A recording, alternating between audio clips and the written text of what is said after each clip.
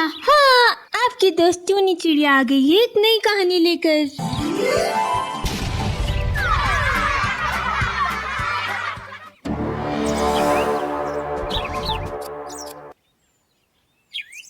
रात के समय चंपू तोता और कालू कौवा दोनों मित्र पक्षी उड़ते हुए जंगल की सैर कर रहे थे। तभी उन्हें एक बुरा नामक बाज अपने घोंसले से आवाज लगाता है। ए कौवे, ये दोनों रात के समय किधर टहल टपरी करने निकले? अरे रात दिखाई नहीं देती क्या? अरे आप तो अपने घोंसले में आराम से बैठे हो ना, आप हमारी चिंता काहे करते हो? अरे कौवे, अंधेरे में कोई पकड़ लेगा ना तो मुंडी ही मरोड़ डालेगा तुम्हारी। अरे चुपचाप घोंसले में चले जाओ। अरे हमको काहे ज्ञान दे रहे हो बाज भाई? अगर तुमने अपना मुंह अभी बंद नहीं किया ना तो हम वहीं आकर तुम्हारी मुंडी मरोड़ देंगे। अरे मुझे क्या, मरो जाकर। कालू कौवा और चंपू तोता वहाँ से उड़कर आगे चले जाते हैं। तभी दोनों एक बरगद के पेड़ की डाली पर आकर बैठ जाते हैं। अरे कौवे भाई, ये पक्षी रात के समय जंगल में आने को इतना क्यों डरते हैं? अरे तोते भाई, ये सारे डरपोक पक्षी हैं। कहते हैं रात के समय जंगल में भूत या पक्षी मंडराता है। तभी एक अनजान कबूतर वहाँ आता है। तुम दोनों पक्षी इतनी रात को जंगल में क्या कर रहे हो? अरे आप कौन है कबूतर भाई? हम जंगल में घूमे फिरे नाचे, इस बात से आपको क्या लेना देना? ये जंगल के आपके पिता का है, चले जाइए यहाँ से। भयानक भूत या कबूतर के अवतार में आ जाता है, जिसे देखकर कालू कौवे और चंपू तोते के होश उड़ जाते हैं। अरे बाप रे बाप, अरे ये क्या बन गया? ये तो भूत है। अरे भागो भागो यहाँ से तोते भाई। दोनों पक्षी वहाँ से भागने लगते हैं। तभी वो भूतिया कबूतर उन दोनों पक्षियों को पकड़ लेता है और चंपू तोते को पकड़कर उसके दोनों पंख उखाड़कर अपने परों पर लगा लेता है। चंपू तोता दर्द के मारे चिल्लाने लगता है। अरे बाप रे बाप, अरे ये क्या कर दिया रे? मेरी माँ! अरे बाप रे, इसने तो तोते भाई के दोनों पंख उखाड़ कर तोते भाई को नंगा कर दिया। कौवे, अब तेरी बारी है। नहीं नहीं भूत भाई, मेरे पंख मत उखाड़ना। अगर मैं तेरे पंख नहीं उखाड़ूंगा तो मैं अपने पंख को बड़ा कैसे करूंगा? तुम पक्षियों के पंख उखाड़कर ही मेरे पंख सबसे ज्यादा शक्तिशाली और विशाल बन जाएंगे। वो भूतिया कबूतर कालू कौवे के भी पंख उखाड़ देता है और उन दोनों पक्षियों के पंखों को अपने परों पर लगा देता है, जिसके बाद उस भूतिया कबूतर के पंख और भी ज्यादा विशाल बन जाते हैं। वो भूतिया कबूतर दोनों पक्षियों को वहीं छोड़कर वहाँ से चला जाता है। वो दोनों पक्षी बुरी तरह से रोने लगते हैं।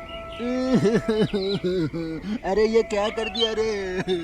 पूरा नंगा कर दिया, न चलने के काबिल छोड़ा, न उड़ने के। देखते ही देखते सवेरा हो जाता है। जब जंगल के पक्षी कालू कौवे और चंपू तोते को देखते हैं तो सब पक्षी उन दोनों की हालत देखकर उन पर हंसने लगते हैं। अरे देखो देखो पक्षियों, अरे ये दोनों कैसे नंगे हो गए हैं। अरे ऐसा लग रहा है जैसे इन दोनों को किसी ने छील कर फेंक दिया है। हम इतनी बड़ी समस्या में हैं और आपको मजाक सूझ रहा है बाज भाई।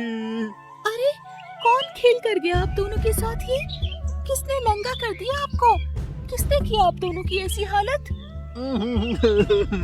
अरे मत पूछिए कोयल बहन, पता नहीं कहां से, किधर से एक भयानक कबूतर भूत रात के समय हमारे सामने आ गया और उसने हमारी ये हालत की है। भूतिया कबूतर की बात सुनकर सारे पक्षी हक्का बक्का रह जाते हैं। अरे भूतिया कबूतर, वो कहाँ से आ गया इस जंगल में? वो तो पता नहीं चिड़िया बहन, पर वो ना बड़ा ही खतरनाक पक्षी है। वो अपने परों को बड़ा बनाने के लिए हम जैसे पक्षियों के परों को तोड़कर अपने परों पर लगा रहा है और उसने कहा है कि मैं इस जंगल के सारे पक्षियों के पंखों को उखाड़ दूंगा। हाँ। अरे बाप रे, ये तो हमारे जंगल में बहुत बड़ी समस्या आ गई। अब हम क्या करेंगे? अरे मैंने रात को आप दोनों को कहा भी था कि सीधे से आप दोनों अपने अपने घोंसले में चले जाइए, पर नहीं। अरे पर आप तो मुझ पर ही गुस्सा कर रहे थे। अरे मुझे बातें सुना रहे थे। अब देख लिया ना क्या दुर्घटना हो गई। सारे पक्षी वहाँ खड़े बहुत डर जाते हैं और सब अपने अपने घोंसले में चले जाते हैं। देखते ही देखते रात हो जाती है। तभी वही खतरनाक भूतिया कबूतर फिर से जंगल में प्रकट होता है और वो सीधे मंजी कोयल के घोंसले में चला जाता है और घोंसले का दरवाजा खटखटाने लगता है। अरे इतनी रात को कौन आया है? इस समय तो जंगल का हर पक्षी सो जाता है। कहीं और किसी पक्षी के साथ तो कोई दुर्घटना नहीं घटी। मंजी कोयल घबराते हुए आती है और अपने घोंसले का दरवाजा खोलती है। तभी वही भूतिया कबूतर सीधे मंजी कोयल के घोंसले में घुस जाता है। मंजी कोयल उस भूतिया कबूतर को देखकर कांपने लगती है। भूतिया कबूतर! अरे बाप रे, ये भूतिया कबूतर मेरे घोंसले में कैसे आ गया? बेवकूफ कोयल, क्या तुझे उस कौवे और तोते ने मेरे बारे में नहीं बताया था कि मैं एक भूतिया कबूतर इस जंगल में आ गया हूँ और जो पक्षियों के पंख उखाड़ रहा है? हाँ, बताया था भूत भाई। फिर भी तूने घोंसले का दरवाजा खोल दिया। अब तेरे परों को भी मैं उखाड़ कर मैं अपने परों पर लगा दूंगा। नहीं नहीं भूतिया कबूतर, मेरे परों को मत उखाड़ना, मुझे अपने परों से बहुत प्रेम है। तभी वो भूतिया कबूतर मंजी कोयल का एक पर उखाड़ देता है, जिसकी वजह से मंजी कोयल दर्द के मारे चिल्लाने लगती है। मेरा पर, बचाओ, मुझे कोई बचाओ। अरे कितना भी चिल्ला ले कोयल, पर तुझे बचाने कोई नहीं आएगा। तभी वो भूतिया पक्षी मंजी कोयल का दूसरा पंख भी उखाड़ देता है। अरे एक तो रहने देता पंख, अरे अब मैं कैसे उड़ूंगी? वो भूतिया कबूतर मंजी कोयल के दोनों पंख लेकर वहाँ से चला जाता है। मंजी कोयल घोंसले में तड़पने लगती है, उसके शरीर से खून बहने लगता है। देखते ही देखते रात हो जाती है। अगले दिन सवेरे जब पक्षियों को मंजी कोयल के बारे में भी पता चलता है तो सारे पक्षी ये देखने के बाद और चौकन्ने हो जाते हैं और सब अंधेरा होने से पहले पहले ही अपने अपने घोंसलों में जाकर छुप जाते हैं। यूं ही कई दिनों तक चलता रहता है। उस भूतिया कबूतर ने उस जंगल के अधिक पक्षियों के पंख काटकर उन्हें नंगा कर दिया था। अब बचे हुए पक्षी उस भूतिया कबूतर के कहर से काफी परेशान हो चुके थे। किसी को कुछ समझ नहीं आ रहा था कि कैसे उस भूतिया कबूतर का आना इस जंगल में बंद कराए। इसी बात का हल निकालने के लिए टोनी चिड़िया और जंगल के कुछ पक्षी एक जंगल के एक स्थान पर जमा होते हैं। पक्षियों, इस भूतिया कबूतर का कहर तो हमारे जंगल में कुछ ज्यादा ही बढ़ता जा रहा है। उस भूतिया कबूतर ने अब तक हमारे जंगल के आधे पक्षियों के पर काटकर उन्हें ना चलने के काबिल रखा, ना उड़ने के। अगर हम सारे पक्षी ऐसे ही हाथ पे हाथ धरे बैठे रहे तो एक दिन हम सबका भी यही हाल होगा जो अब तक इतने पक्षियों का होता आया है। तभी वो भूतिया पक्षी वहाँ प्रकट होता है, जिसे देखकर पक्षियों के होश उड़ जाते हैं।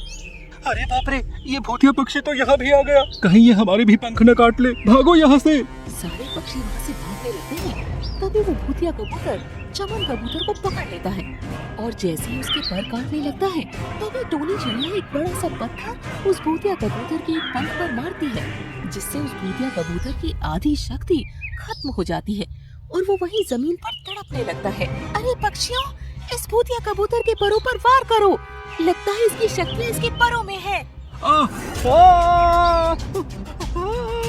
टोनी चिड़िया की बात सुनकर सारे पक्षी एक एक पत्थर उठाते हैं और उस भूतिया कबूतर के परों पर मारने लगते हैं, जिसके बाद उस भूतिया कबूतर की सारी शक्तियाँ खत्म हो जाती है और वो वहीं भस्म हो जाता है।